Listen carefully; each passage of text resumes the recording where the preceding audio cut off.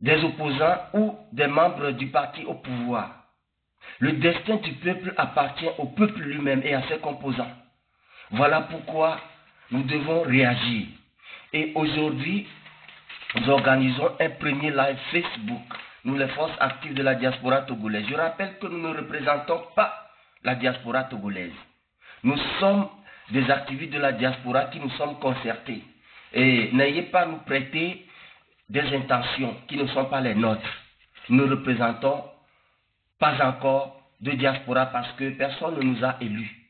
Nous sommes choisis pour proposer des idées à un moment donné où notre pays en a besoin. Voilà. Donc, nous sommes en tractation pour voir quelle orientation exacte et quelles sont les forces à mobiliser pour que la lutte change d'allure pour adopter une allure victorieuse. Et ce soir, nous avons en ligne David Pelli, nous avons Romarickson Alogno, nous avons Léandre Apom, qui font partie des signataires du mémorandum du 11 septembre 2018 adressé à la C14. Nous allons décortiquer l'actualité et proposer notre vision pour une sortie effective de crise. Si tout va bien,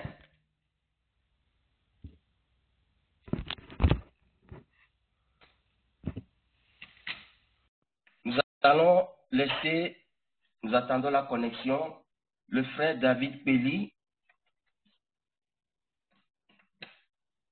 nous faire un état des lieux sur l'actualité, non,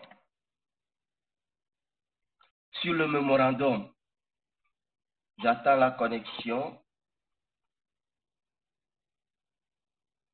J'essaie de connecter David Pelli, mais ça traîne. Nous avons sûrement un problème de connexion. Nous espérons que David Pelli va pouvoir nous joindre.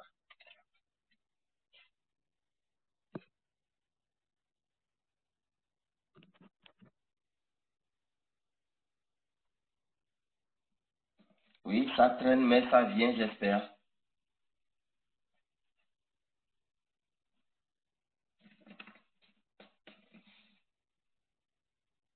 Est-ce que David est déjà connecté?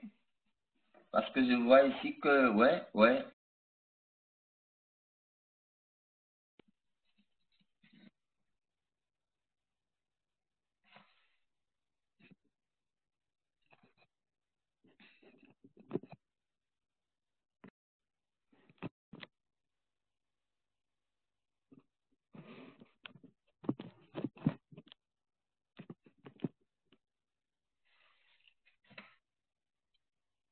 Oui, David Pelli est en ligne, mais je le connecte dans la vidéoconférence pour qu'il puisse intervenir et la connexion traîne.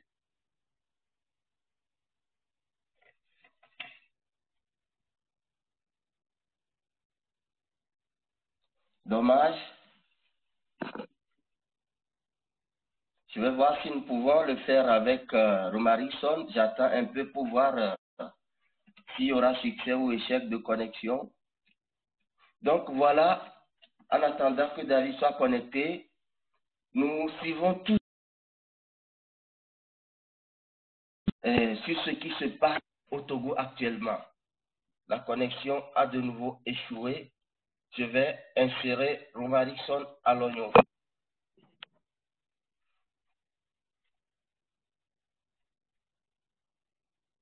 Romarickson Alogno.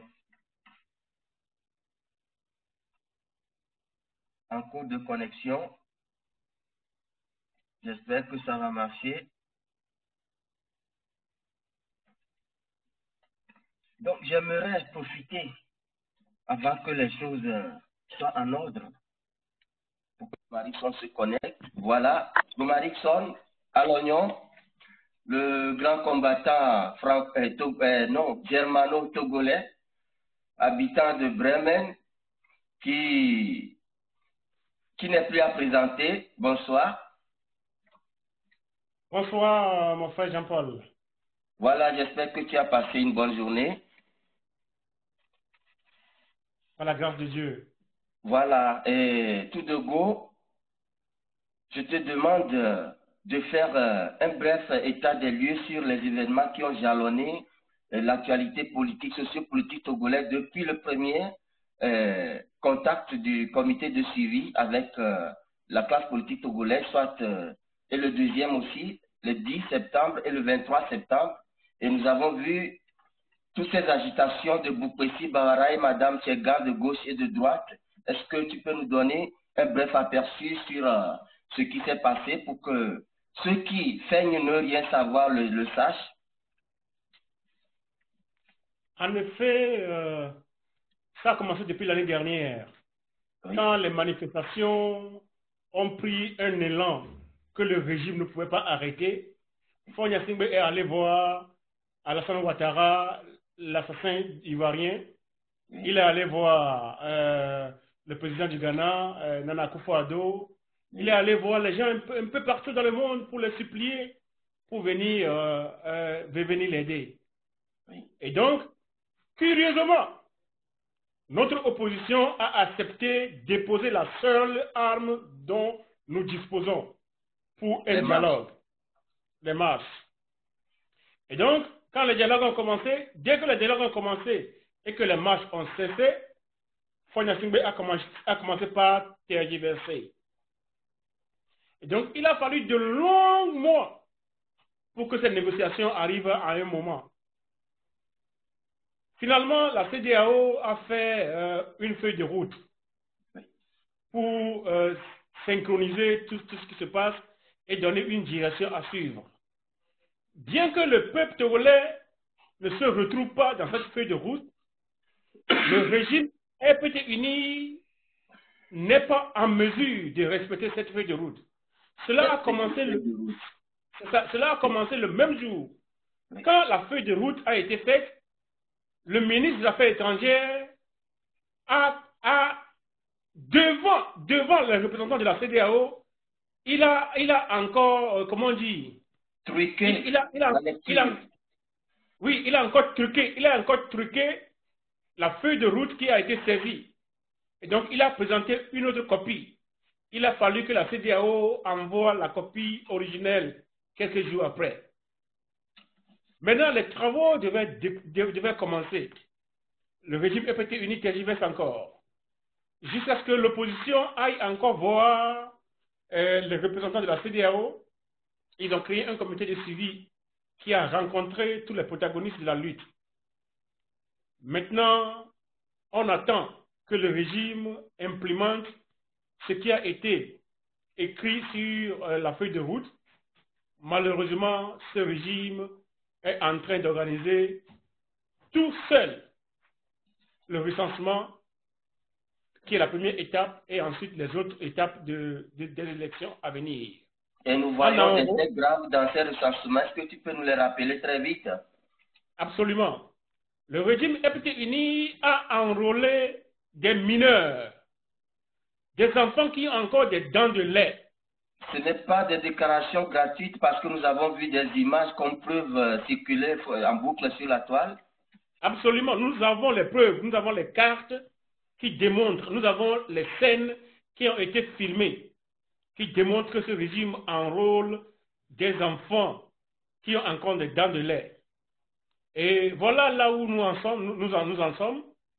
Et le peuple togolais, qui s'est levé le 19 août 2017, ne demande qu'une seule chose, à reprendre la rue. Et cette fois-ci, non plus pour marcher pour marcher, ou bien marcher pour que la CEDEAO intervienne, mais pour dégager Fonya Singbe du pouvoir. Merci. Voilà là où nous en sommes.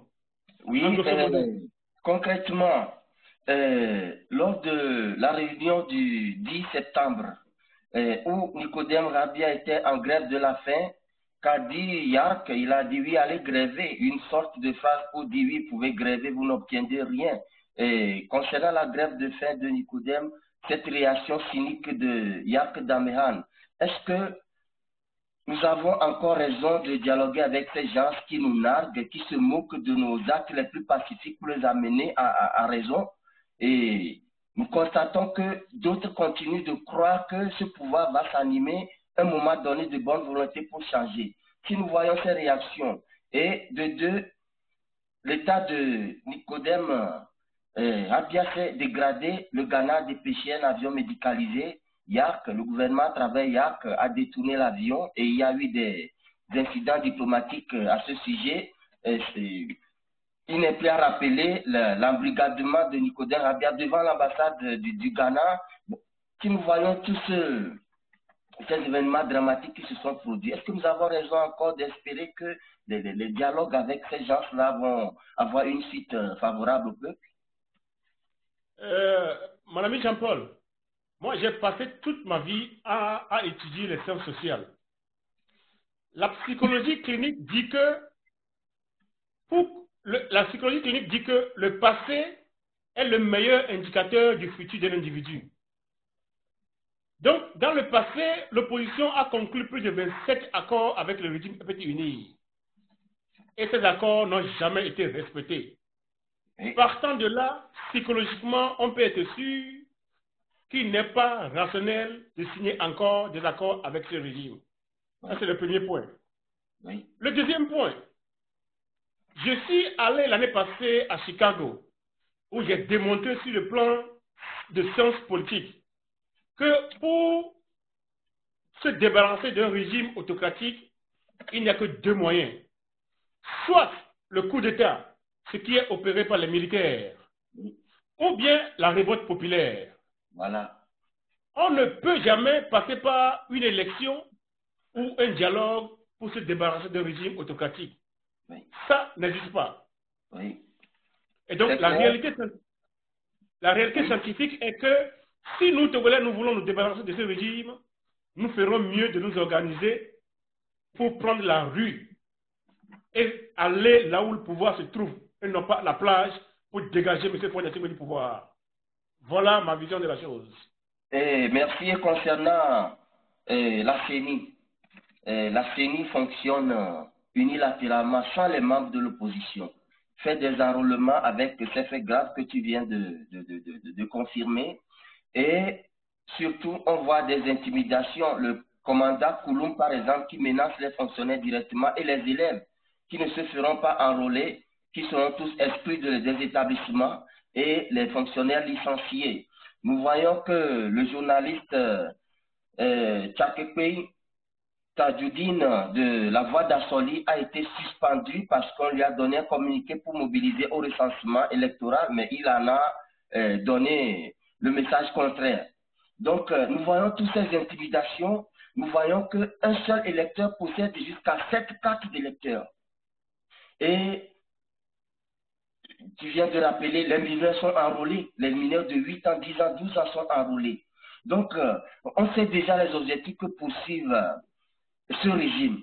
Mais ce qui est curieux, c'est le silence de l'opposition qui ne dénonce pas et qui pouvait se saisir de ces faits graves pour quitter la table de dialogue.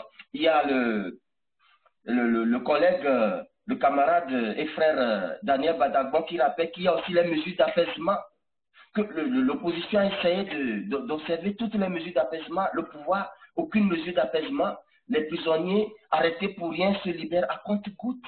Donc finalement, ce silence, cette léthargie de l'opposition, comment l'expliquer? Et qu'est-ce que cela sous-entend, cher Romarickson? Je pense que ceux qui pensent représenter le peuple togolais ne sont pas à la mesure de la chose. Si moi, je devais représenter le peuple togolais pour une négociation contre le régime FPT-Uni, c'est qu'avant même que les négociations ne commencent, nos frères comme Asiba Johnson, Joseph Eza, Mensa Kokoroko et Sativi, ils devaient être libérés ipso facto d'abord, avant que je ne bouge. Mais ils ne l'ont jamais fait, ni avant, ni pendant, ni après ce fameux dialogue. Et ça démontre déjà le caractère des gens qui pensent diriger notre opposition. Oui. Parce que Rappelez-vous, dans ce pays, un membre de l'ANC, Étienne Yakanou, a été emprisonné alors qu'il n'avait rien fait. On l'a laissé jusqu'à ce qu'il a rendu l'âme. Je t'assure que si moi je suis directeur ou bien président de l'ANC et que cela arrive, je vais demander à tous les militants de mon parti de prendre le pays d'assaut afin qu'on finisse avec ce régime. Il faut que nous arrivions, nous, les citoyens, à faire responsabiliser nos dirigeants. Quand tu es dirigeant, tu as des comptes à rendre à ceux que tu diriges. C'est ça, ce que nous exigeons du régime, nous devons aussi l'exiger des gens de l'opposition. Voilà, merci Romaric. Exactement, concernant des déclarations belliqueuses de certains caciques de ce régime, des irréductibles comme Boukwesi Bawara Tchegan, Bawara qui dit que aucune organisation internationale ne peut venir imposer quoi que ce soit au Togo et que les élections du 20 décembre se tiendront, des 16 et 20 décembre se tiendront, quoi qu'il arrive. Il y a Madame Tchegan qui disait que ils sont là. Et ils sont là encore pour longtemps, pour très longtemps. Je précise bien, c'est ces choses pour nous dire les intentions de ce pouvoir et les déclarations de Boukwesi, bon, nous le savons, pour provoquer la guerre.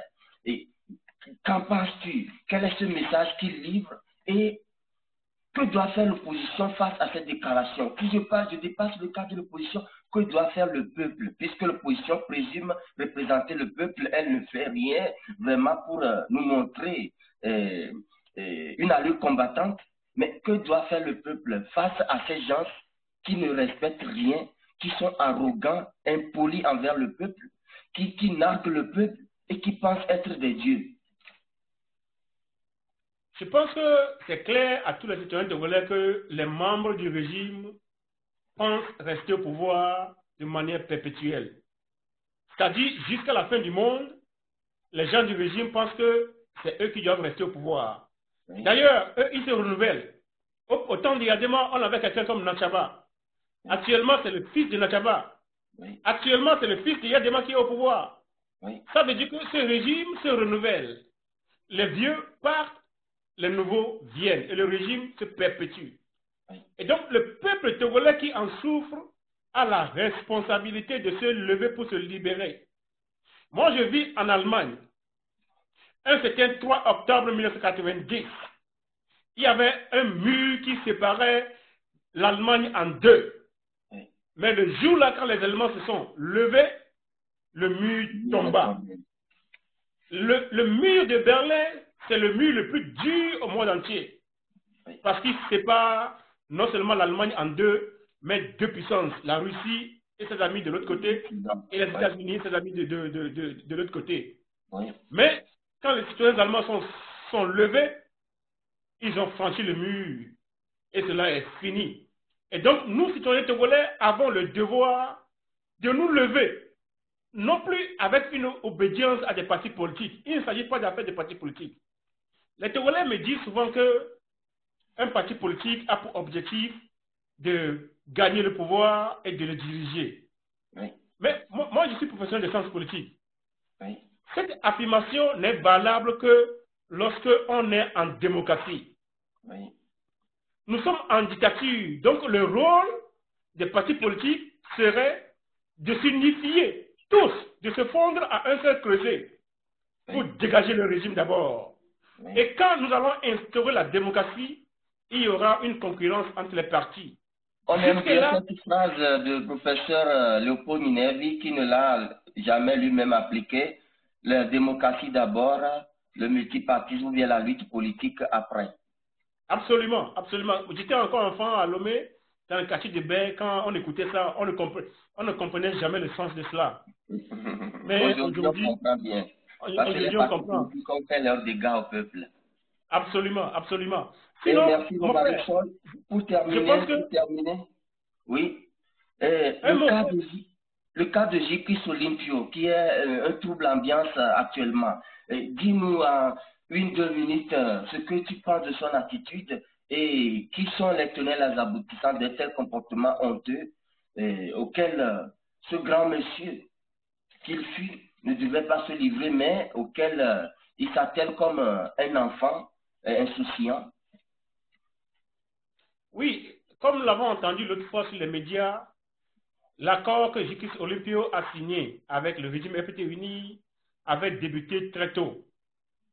Et donc, les tenants et les aboutissants actuels de l'ANC étaient d'accord avec cet accord, c'est-à-dire pour donner le pays au régime et d'en gagner une partie.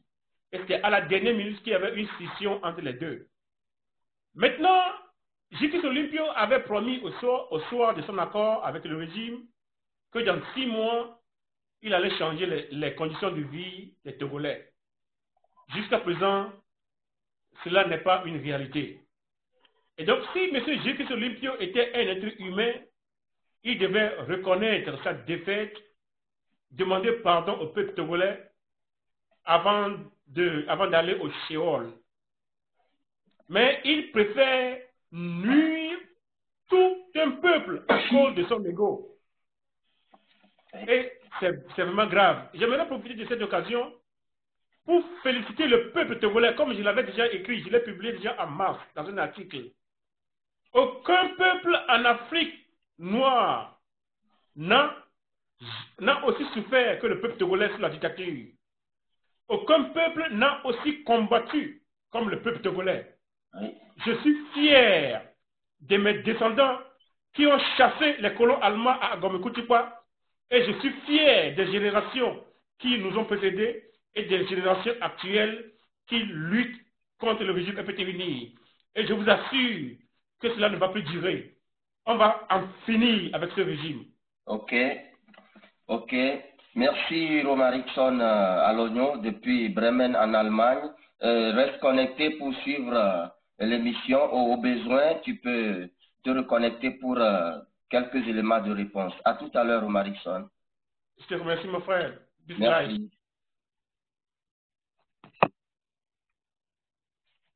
Maintenant, nous attendons le frère Leandre Apport depuis les États-Unis qui va se connecter. La connexion est en cours pour qu'il nous apporte les éléments de réponse face à la vision que Force active de la diaspora togolaise propose pour une sortie effective de crise. Bonsoir, frère Leandre. Oui, bonsoir Jean-Pierre, Jean-Paul Oumolou. C'est déjà l'hiver chez vous. On voit déjà la cape et on sait que la tête a froid. Exactement. Nous sommes encore au chaud pour quelques jours. Oui, ici il fait déjà, je suis au nord des États-Unis et c'est la région la plus froide des États-Unis. Donc à ce moment il fait déjà froid dehors. Voilà. Maintenant, frère Léandre, tu as suivi l'intervention de Romaric Salognon et nous sommes à toi maintenant. Ça fait 28 ans que l'opposition, en plusieurs partis, se bagarre avec le pouvoir pour le dégager, mais on n'a jamais réussi à le déposer. Et qu'est-ce qui peut expliquer cet échec selon toi? Oui, selon moi, je pense que les raisons sont appuyées au niveau de tous les acteurs politiques engagés dans cette lutte au Togo. D'abord, au niveau du régime, qui a un plan. Son plan, c'est de rester au pouvoir ad vitam aeternam. C'est-à-dire que il met tout en œuvre pour ne plus jamais quitter le pouvoir et préparer des générations RPTistes qui vont succéder à chaque fois. Ça, c'est ce qu'il fait. Donc, il met tout en œuvre pour faire échec à toute tentative de déstabilisation, d'une part, et d'autre part, d'éveil de la conscience de la population. Ça, c'est le régime. Au niveau donc des acteurs politiques de l'opposition, le facteur le plus dominant, c'est le manque de stratégie. Cela leur a été à plusieurs reprises répété que l'opposition togolaise manque de stratégie. Sinon, comment comprendre que depuis près de 30 ans aujourd'hui, qu'on est en train de combattre un régime et aujourd'hui plus que jamais, il semble que ce régime est encore plus enraciné qu'hier. Vous voyez, donc c'est un peu surprenant que on a soit l'habitude dans de ce dire, cas de figure où on a l'opposition l'habitude de dire, est en quelque sorte une roue qui tourne.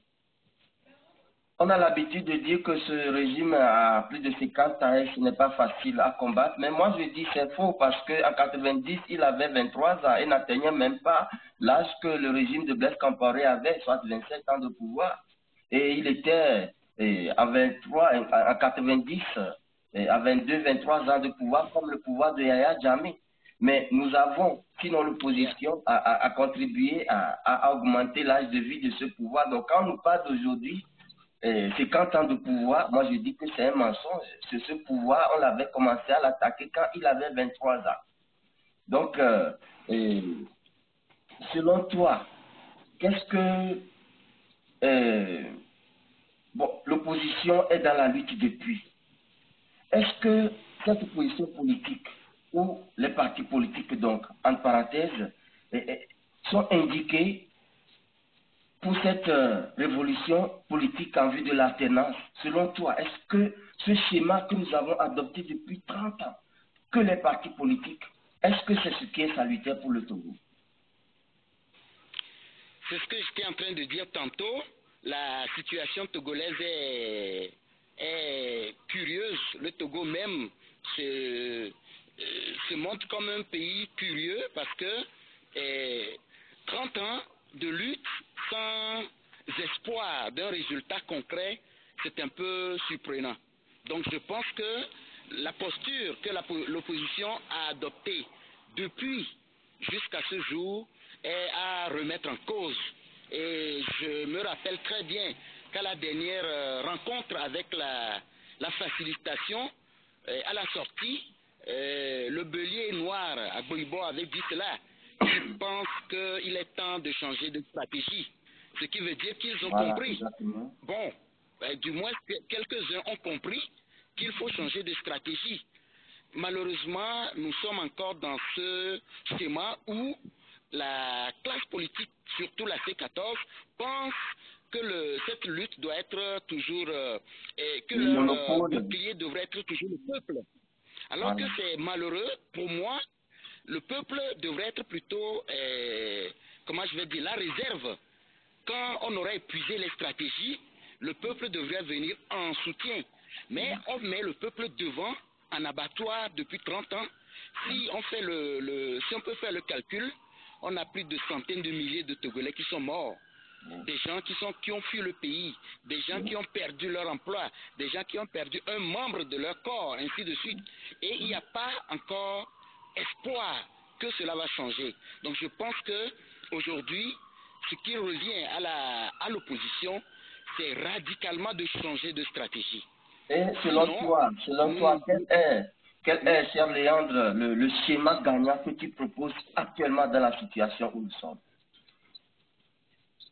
La situation actuelle exige donc que l'opposition soit d'abord ferme sur ses revendications. De deux, qu'elle soit constante dans ses revendications. C'est-à-dire que aujourd'hui, il ne faut pas dire c'est départ de fort, demain on dit c'est dialogue, après demain on dit c'est envoyer des délégués à la CENI. On n'est pas constant, ce qui fait que des acteurs potentiels qui pourraient nous soutenir se rétractent parce qu'ils se disent cette opposition-là, finalement, elle n'est pas constante. Elle tourne au gré du vent. Voilà, donc deuxième chose. Troisième chose, il faut que l'opposition togolaise puisse commencer par éduquer le peuple sur la citoyenneté, sur le nationalisme. Faire prendre conscience au peuple togolais de la nécessité de mieux s'organiser.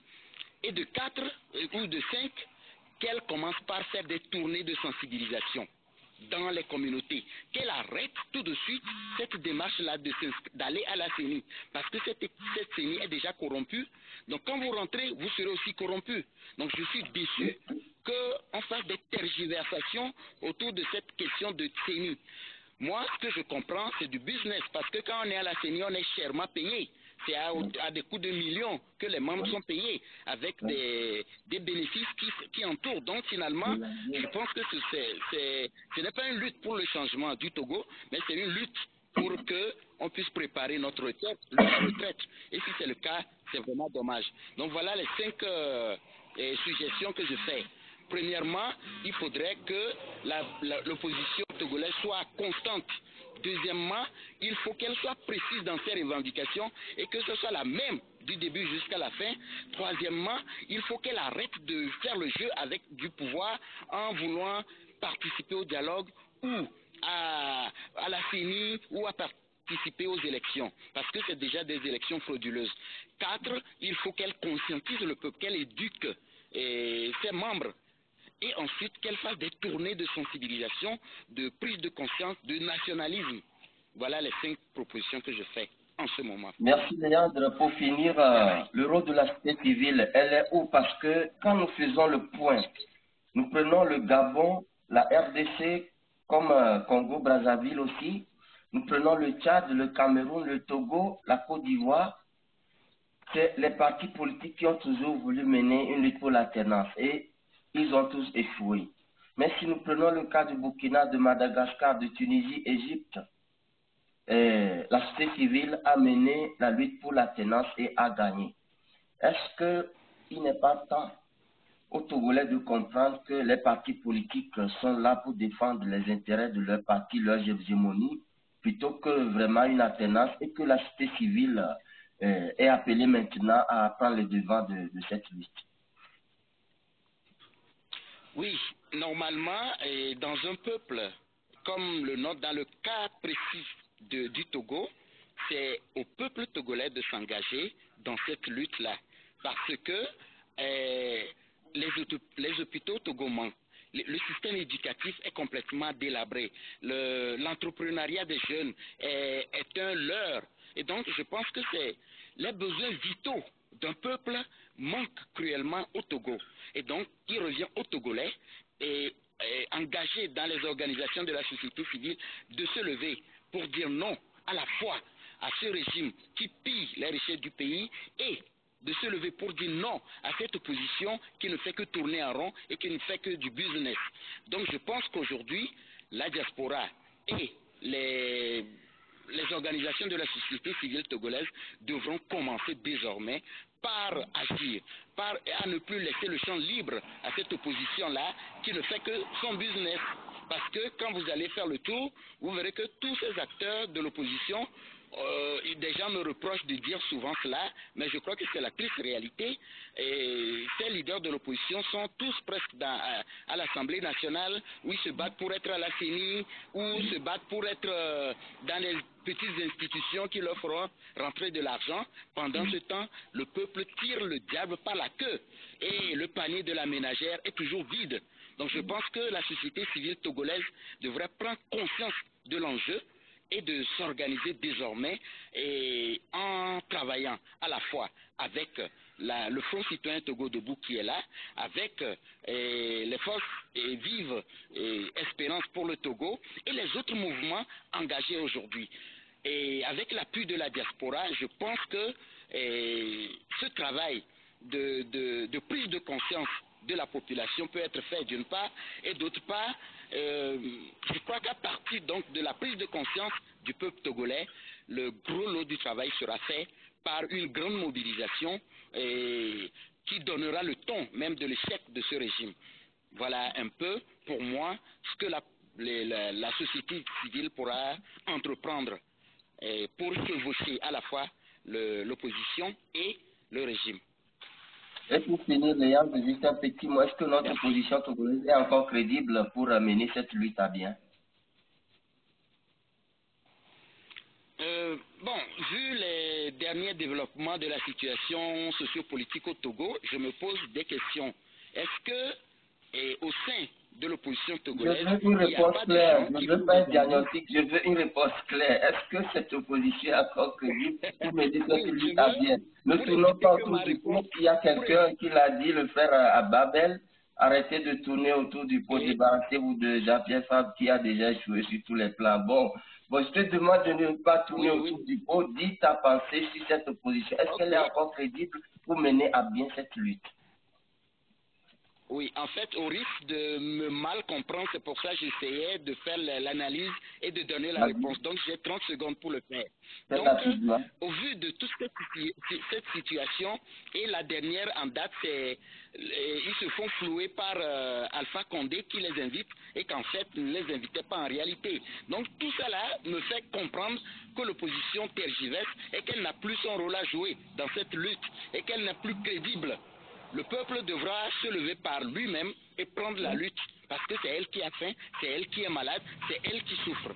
Merci, Léandre. Merci, commandant Léandre. Salut à la famille et à très bientôt. Je ne manquerai pas. À très bientôt. Bye. Merci. Merci, cher Léandre. Nous allons essayer de nous contacter avec David Pelli. David Pelli, est-ce que tu peux essayer de t'annoncer toi-même?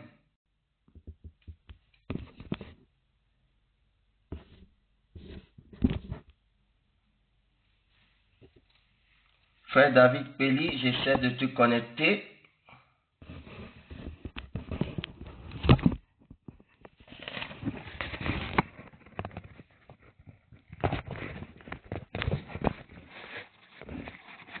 Donc, malheureusement, la connexion avec le frère David est impossible ce soir.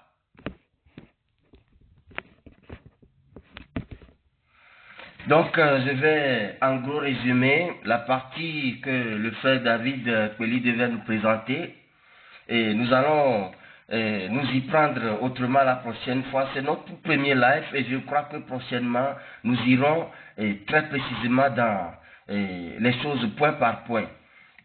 Et je rappelle que le 11 septembre, les forces actives de la diaspora que nous sommes, et je le répète, nous ne représentons pas la diaspora togolaise. Nous sommes une partie de cette diaspora-là.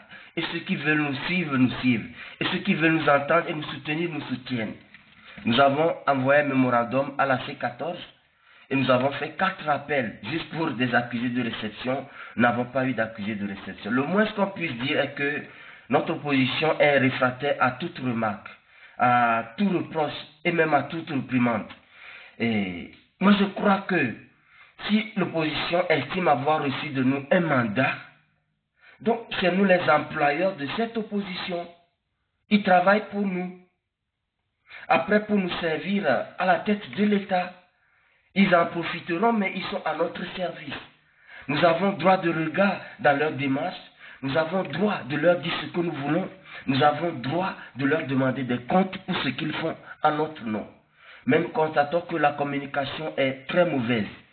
Les communiqués à l'issue des rencontres avec tel ou tel sont laconiques et n'expliquent rien. Et ça laisse la voie à la suspicion.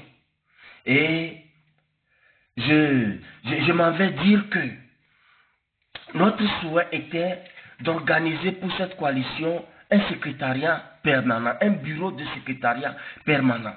Son rôle serait de réceptionner les courriers et de leur donner des réponses convenables à temps. Et il y aura plusieurs dans ce bureau-là.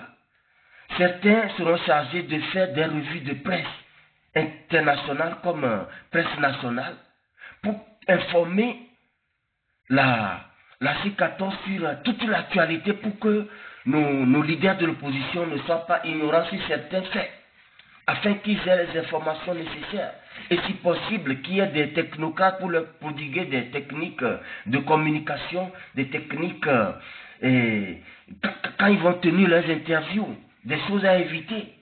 Nos leaders doivent être capables de se défendre sur tous les thèmes, que ce soit juridique, que ce soit économique, que ce soit politique, que ce soit concernant la vie rurale. Nous avons pensé à ces choses et nous sommes dit, nous allons nous-mêmes nous cotiser pour payer le salaire de ce secrétariat permanent pour qu'il donne plus d'efficacité à notre opposition. Nous avons voulu améliorer la communication de cette opposition. Nous sommes en guerre. Et les appels ne doivent pas être, mes chers compatriotes, nous sommes dans une situation très grave, mais des appels qui vous donnent du sommeil. Nous sommes en guerre. Et les appels de la coalition doivent être des appels à la guerre et non des appels à aller s'asseoir où aller dormir. J'ai écouté un audio de à peine 1 minute 40 d'un responsable de la C14 appelant à ne pas aller se recenser dans la zone 2, mais j'ai dormi à mi-chemin en écoutant cet audio. Nous sommes en guerre et la communication doit être guerrière. Pas pour aller prendre des fusils et aller s'entretuer, mais à nous mobiliser pour dire non par la rue, non par les menus à ce régime. Et nous avons besoin d'une communication solide. Voilà ces apports-là, en plus des apports financiers que nous nous sommes proposés d'apporter à cette C14. Mais notre impression a été que la C14 ne veut pas des propositions qui vont à l'encontre de son agenda. Et je me demande, comment se fait-il que des revendications pour l'alternance, pour la démission de Fonia Singbe, pour le retour à la C92, pour des réformes profondes, pour la refondation de l'État togolais, redeviennent tout de go une course aux élections, avec la bataille pour occuper des places à la CENI. Mais ça doit nous réveiller l'esprit. Ça doit vraiment nous réveiller l'esprit. Et je crois que nous dire la vérité nous serait salutaire. Et c'est tant pis pour ceux qui ne veulent pas voir et entendre. Notre opposition fait des magouilles. Nous devons en parler. Nous ne sommes pas là pour faire du plaisir à n'importe qui. Si c'est bien, nous le disons. Et si c'est mal, nous devons nous le dire pour corriger le tir. Ça fait 30 ans que cette lutte dure et n'aboutit pas. Or, si vous prenez le Ghana, en 10 ans, John Kufuor a obtenu l'alternance. C'est-à-dire qu'il est allé 2 fois. Non, je ne dis pas 10 ans, en 8 ans. Parce que le mandat au Ghana, c'est 4 ans. En 92, il a échoué contre Lawrence. En 98, il a échoué. En 96, il a échoué contre lui. Et en 2000, il a remporté. Il a amené l'alternance au pouvoir. Il a passé 8 ans. Et Jonathan Mills a bataillé contre lui 8 ans.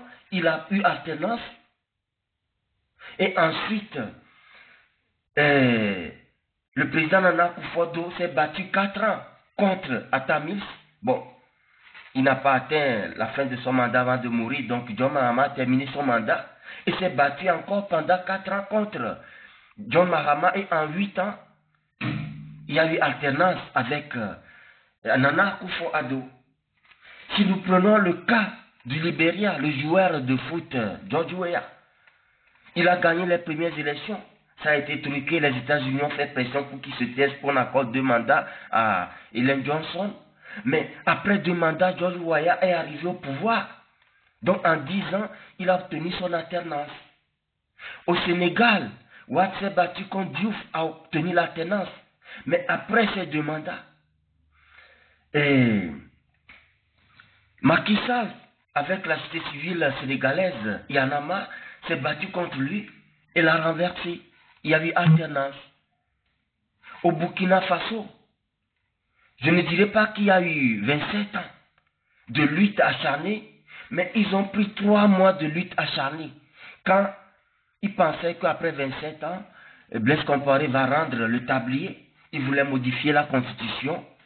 Dès qu'il a annoncé son projet de révision, c'est en l'espace de 3 mois, le peuple burkinabé a obtenu l'alternance. Au Bénin, suite à Kérékou, après la démocratie, Nicéphore Soglo a décroché l'alternance. Ensuite, Kérékou est là. Après ces 2 mandats, Yahi Boni est là. Après ces 2 mandats, aujourd'hui Talon est là. Voilà tous les pays qui nous entourent ont obtenu leur alternance en quelques petites années de lutte seulement. Mais pourquoi 30 ans avec l'opposition togolaise? C'est la question sincère que nous devons nous poser et y répondre sincèrement. Notre opposition cache des choses. La preuve, tous ceux qui ont commencé cette lutte dans l'opposition se sont retrouvés dans le gouvernement avec la dictature que nous combattons. Et certains sont dans cette opposition, un pied dans l'opposition, un pied à l'OME 2, avec le pouvoir. Il y a des choses que nous allons déballer peu à peu pour nous ouvrir les yeux. Parce que nous n'allons pas nous plier aux manies d'un groupuscule qui s'appelle opposition et qui s'accapare cette lutte, qui se donne le monopole de la représentation du peuple, mais qui ne fait pas la volonté du peuple. Et j'aimerais finir en disant, quand Alpha Condé allait prendre le pouvoir, il n'a pas fait appel au chef de l'État togolais. Quand Nana Akufo-Addo allait prendre le pouvoir, il n'a pas fait appel au gouvernement ou aux opposants togolais. Quand Muhammadu Buhari allait prendre son pouvoir, il s'est bataillé tout seul avec son parti et son peuple pour avoir l'alternance. Mais c'est seulement nous au Togo qui faisons appel aux gens qui viennent nous torpiller. Et c'est quand les facilitations, sans que le peuple veut se soulever, qu'ils appellent les opposants à venir. Moi, je leur ai dit, j'ai dit que s'ils ne savent pas faire, on va les empoisonner pendant ces voyages. S'ils ne savent pas faire, on va faire exploser leur avion pour que la lutte s'estompe là. Parce qu'ils ont constaté que quand l'opposition va être neutralisée, le peuple ne fera rien parce que le peuple qui est représenté par la société civile n'a pas de force au Togo. Donc voilà notre combat maintenant. Donner une visibilité à la société civile, donner la première place dans cette lutte à la société civile. Voilà ce à quoi nous allons œuvrer dès maintenant. Et je tiens à remercier tous ceux qui se sont connectés pour donner leurs suggestions. Il y a tellement des propositions dans les commentaires, mais pour les lire, ça va prendre un temps fou. Alors, nous vous remercions et nous vous promettons d'être au rendez-vous très prochainement avec des thèmes chocs qui vont nous permettre de voir clair dans cette lutte. Pourquoi ça n'avance pas? Tout le monde doit le savoir. Et qu'est-ce que nous devons faire pour que ça avance? Nous allons le savoir aussi. C'est notre patrie à nous. Nous devons la bâtir, nous devons la construire. Sans quoi, elle nous rendra ce que nous lui aurons donné. Si c'est le mal, notre patrie nous le rendra. Si c'est le bien, si c'est le développement, si c'est la prospérité, le progrès, notre patrie nous les rendra aussi. Dommage que David Ekpeli n'a pas pu se connecter, problème de connexion. Alors, il y a Romarison qui a quelque chose à dire, je lui donne 2 minutes chrono.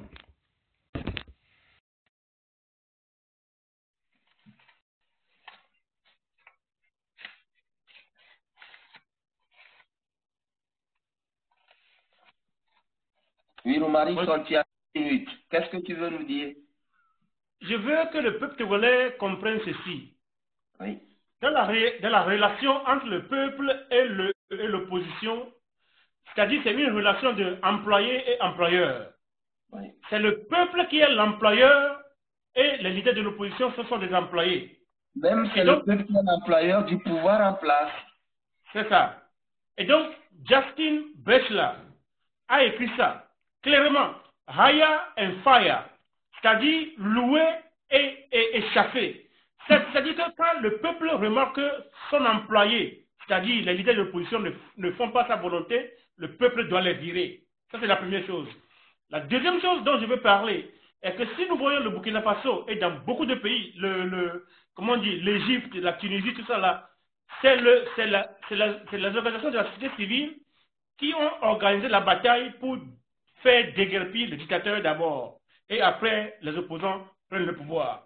Et donc, il faut que les Togolais comprennent que la prochaine fois, quand les organisations de la société civile vont lancer des manifestations, nous sommes obligés de sortir. C'est avec eux. Parce que quand les organisations de la société civile conduisent la lutte, personne ne peut venir leur demander d'aller aux élections. Parce que leur option, leur objectif, ce n'est pas de conquérir le pouvoir et de l'exercer. Donc, aucun pays ne peut venir de l'extérieur pour leur demander d'aller aux élections.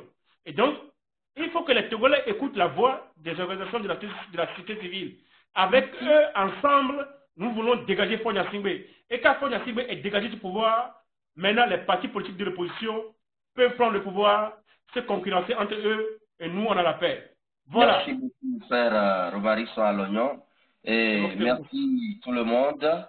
Nous vous remercions pour l'intérêt que vous avez porté à cette émission. Et il ne sert à rien de nous remercier, c'est nous qui vous remercions. Parce que, qui présume l'être, sans le soutien d'une base qui est le peuple que vous constituez, ne pourront rien. Alors, c'est nous qui vous remercions. Et nous vous donnons rendez-vous dans la nouvelle semaine qui va suivre. Nous serons réguliers maintenant pour que le peuple comprenne ce qu'il doit faire, pour que le peuple sache pourquoi ça n'a pas marché jusqu'alors, et pour que le peuple sache ce qu'il faut pour que ça marche. Cher peuple du Togo, nous vous disons bonne soirée chez vous et que l'Éternel bénisse notre pays, que l'Éternel bénisse tous les Togolais, où qu'ils soient, au Togo comme dans la diaspora. Merci. C'était les forces actives de la diaspora togolaise.